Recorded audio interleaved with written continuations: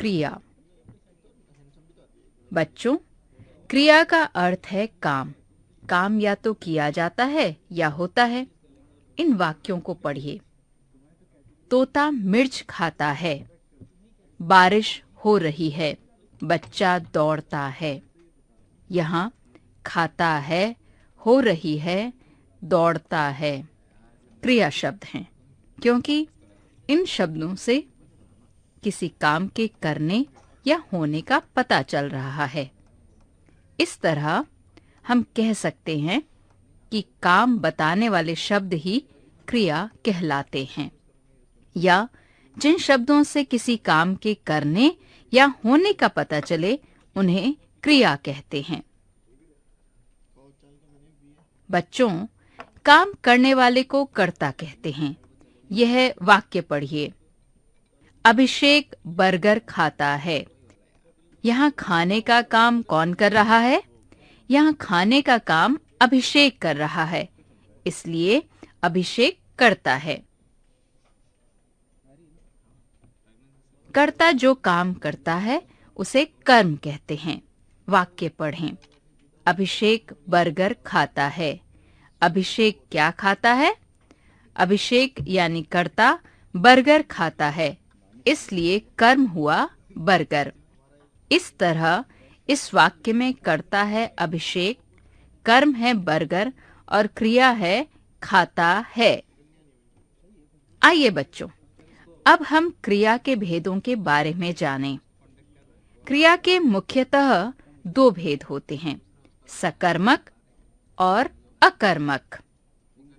सकर्मक क्रिया, स का अर्थ है साथ और कर्मक का अर्थ है कर्म के, यानी कि कर्म के साथ क्रिया का होना। वे वाक्य पढ़िए। जतिन सेब खाता है। माँ पत्र लिखती हैं। इन वाक्यों में जतिन और माँ कर्ता हैं। खाता है, लिखती हैं क्रियाएं हैं। जतिन क्या खाता है? सेब। माँ क्या लिखती हैं? पत्र। जिस क्रिया का कर्म होता है उसे सकर्मक क्रिया कहते हैं, यानी कि यहाँ खाना, लिखना सकर्मक क्रियाएं हैं। बच्चों, सकर्मक क्रिया की पहचान आप कैसे करेंगे? बहुत आसान है।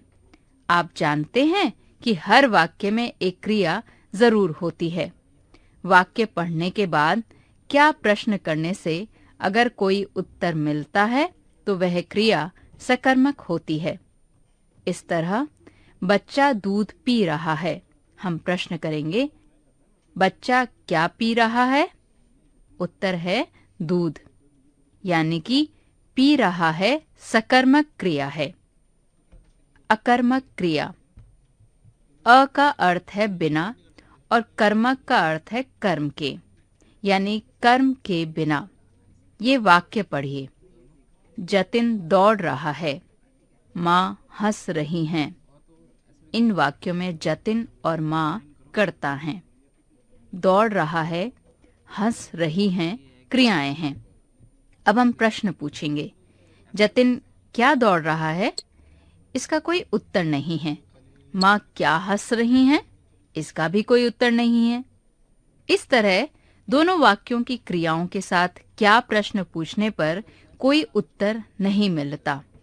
इन दोनों वाक्यों में केवल कर्ता और क्रिया है, इनमें कर्म नहीं है। इसलिए दौड़ रहा है, हंस रही हैं अकर्मक क्रियाएं हैं, यानी कि जिन क्रियाओं के साथ कर्म नहीं आता उन्हें अकर्मक क्रिया कहते हैं। बच्चों, अकर्मक क्रिया की पहचान करने का तरीका भी सकर्मक क्रिया की तरह ही है। वाक्य पढ़ने के बाद क्या प्रश्न करने से अगर उत्तर नहीं मिलता है तो वह क्रिया अकर्मक होती है। इस तरह बच्चा रो रहा है। हम प्रश्न करेंगे, बच्चा क्या रो रहा है? बच्चों, इसका कोई उत्तर नहीं है, इसलिए रोना अकर्मक क्रिया है।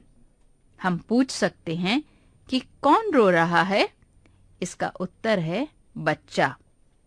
अतः जहाँ क्या प्रश्न का उत्तर ना मिलकर कौन प्रश्न का उत्तर मिलता है, वह अकर्मक क्रिया होती है।